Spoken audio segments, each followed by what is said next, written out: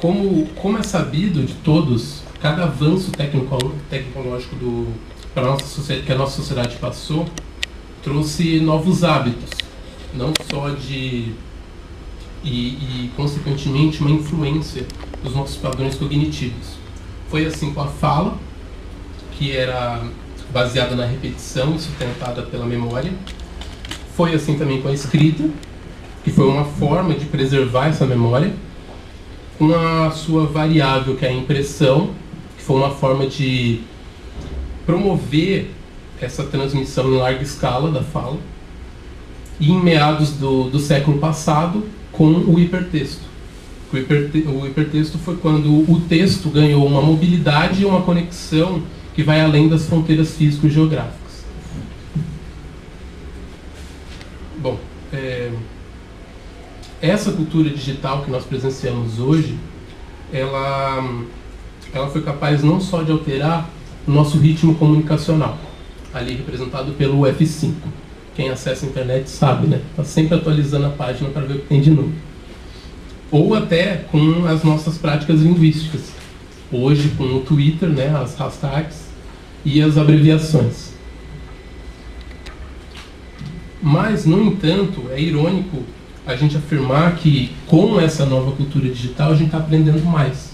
Não, a gente não está aprendendo mais. A gente está aprendendo de uma forma diferente. Porque há mais informação,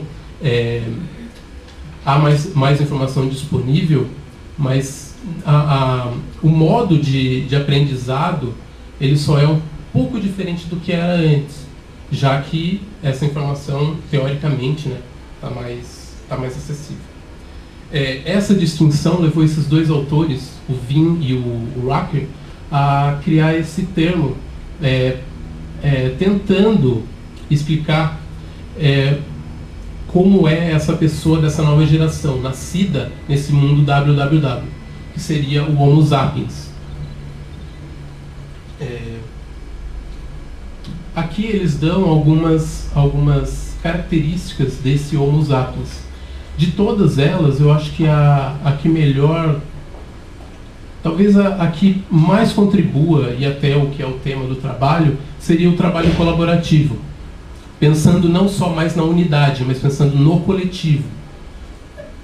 Também, até se a gente pensar, é meio assim estranho, né? Porque hoje todo mundo tem rede social. Se você for ver quantas pessoas existem na sua rede social que você realmente conhece, você vê que é um número muito reduzido, talvez 10, 15%. Mas, ao mesmo tempo, cada vez mais a pessoa pensa em criar redes que tenham um tema em comum. E nisso eu acabei partindo para a escrita colaborativa, online. Essas são as 3 ferramentas que eu vou tentar explicar um pouquinho para vocês, apesar de... Bom, eu vou explicar depois que ferramentas não é bem o termo. Os blogs, como acho que alguns aqui sabem, ele surgiu justamente junto com a própria web. Não ele próprio, mas a ideia dele. Surgiu em 1990, com Berners-Lee, quando ele criou o projeto da World Wide Web. Tanto que o primeiro blog quem criou foi propriamente ele, para falar justamente das novidades do projeto do World Wide Web. Então elas eram páginas individuais, né, de uma rápida criação e edição, publicação, apesar de no começo ser exigido muito um conhecimento em HTML, mas hoje isso já não é mais necessário. Tanto que hoje tem um boom. Quem aqui que não acessa blog todo dia? Eu, pelo menos, acesso uns 10 por dia, fora os que eu publico. Então, ela promove a escrita individual ou em grupo. Só que, pensando na escrita colaborativa, o blog ele tem um defeito que eu não vou dizer que é crítico, mas é um pouco preocupante. Porque a única forma de você escrever colaborativamente num blog é você postando um texto e lendo os comentários que são feitos logo em seguida. Então não chega a ser uma escrita colaborativa, chega a ser um tipo de jogo de perguntas e respostas, né? com as wikis surgiram em 1995, só que, como eu disse, ela não é uma ferramenta.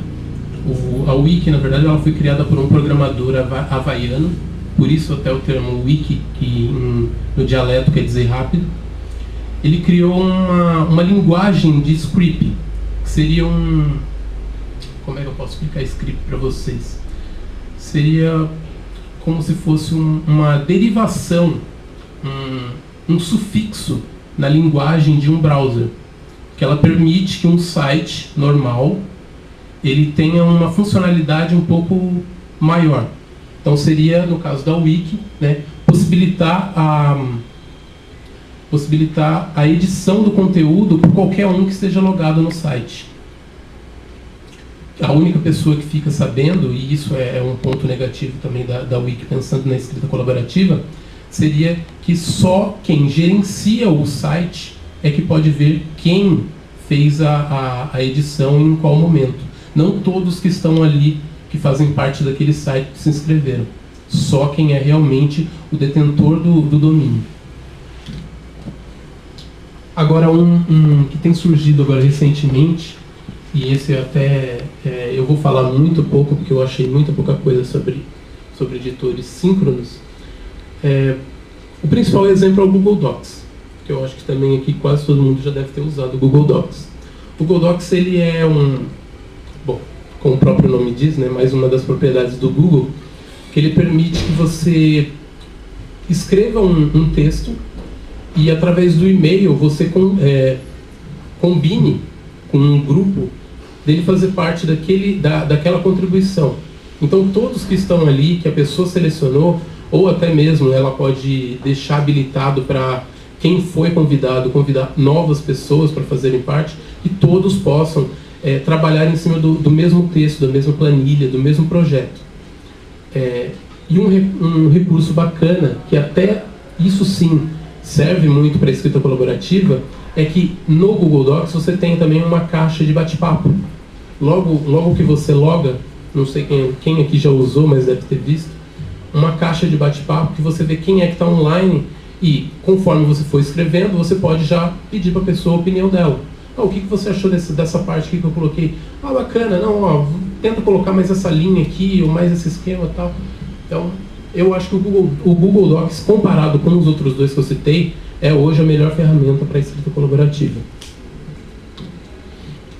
Então, como eu disse no começo, pensando no uso dessas três ferramentas na academia, os principais entraves são, lógico, o modelo oligárquico ainda da academia, né, que você precisa ter um respaldo de outros, de pares, né, que eles chamam, né, de pesquisadores da mesma área que a sua. Você precisa ter esse respaldo para você poder ser ou não bem visto dentro da comunidade.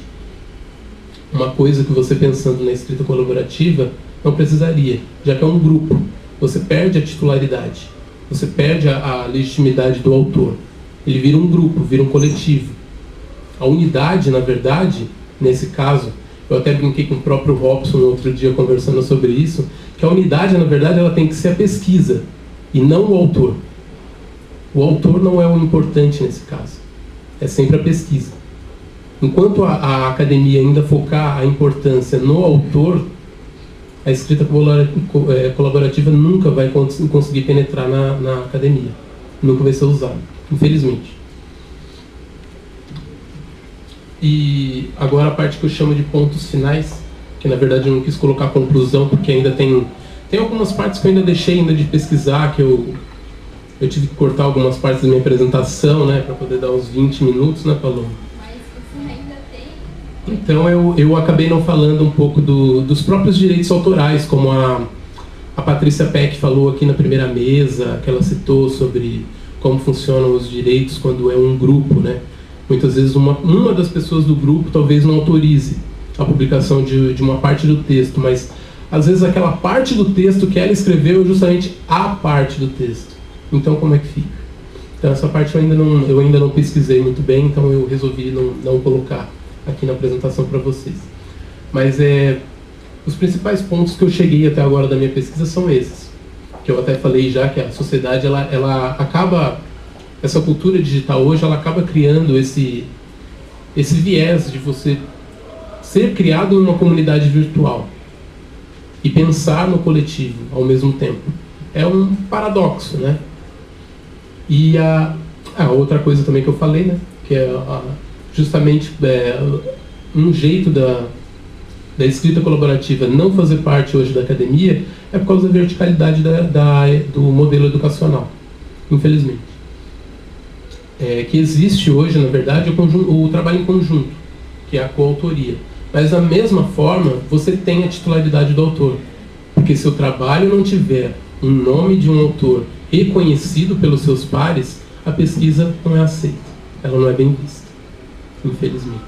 De novo. E dessa forma, a escrita colaborativa ela incentiva, na verdade, não só a criatividade e o desenvolvimento intelectual do indivíduo, mas também o trabalho em grupo e o pensamento coletivo. Como eu falei novamente, a questão das comunidades virtuais. Que você, mesmo não estando presencialmente com as pessoas, como um paradoxo, você pensa assim, em se juntar com um grupo em comum em um tema. Sim. Outros pontos também. É um ponto que eu venho vendo muito na academia, que alguns trabalhos científicos eles falam muito que o conhecimento é estático. Mas o conhecimento ele não é estático. Da mesma forma que hoje você pode ler um texto em mandarim, coisa que antes você precisaria do seu professor poder te passar isso. É uma coisa muito, sei lá, muito estranha. Acho que não chega ao ponto de você dizer que o conhecimento é estático. Não. Hoje, com as redes sociais, com a internet, o conhecimento não é estático.